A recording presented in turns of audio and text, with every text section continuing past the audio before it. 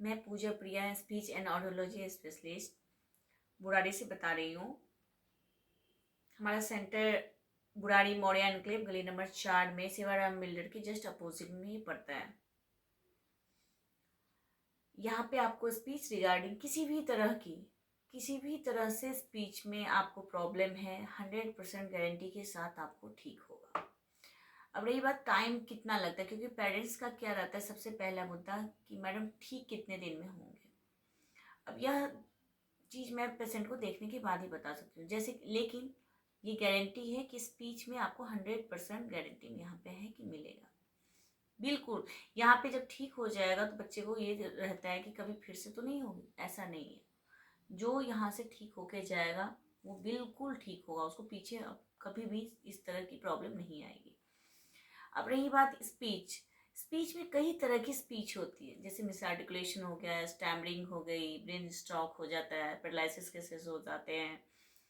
इनमें क्या होता है, जो स्पीच डेवलप होती है वो कभी भी फिर से प्रॉब्लम नहीं आती है।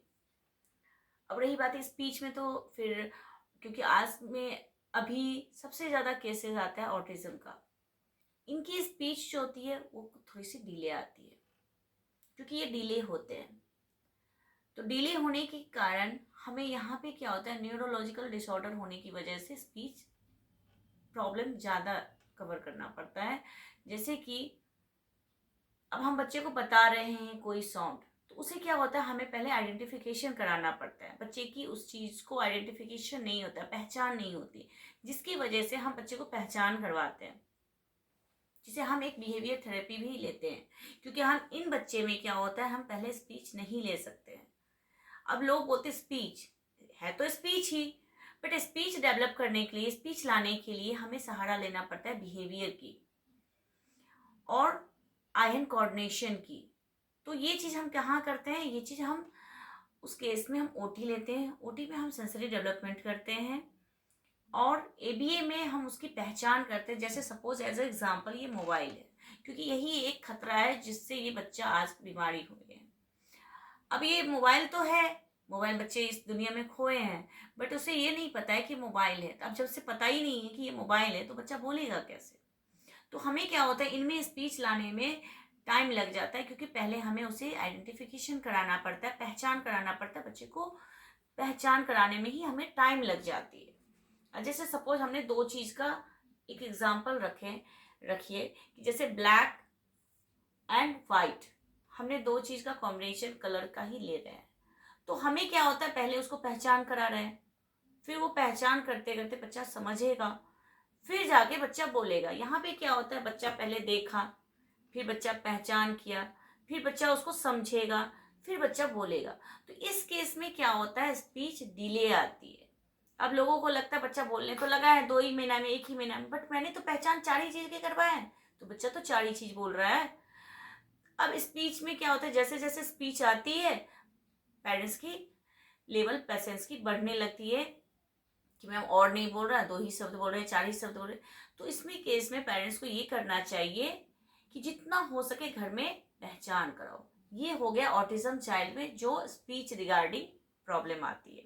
बट जो स्पीच रिगार्डिंग आपको रह गया miss articulation, stammering, brain stroke या पैरालिसिस वाले पेशेंट, इनमें ये प्रॉब्लम नहीं है।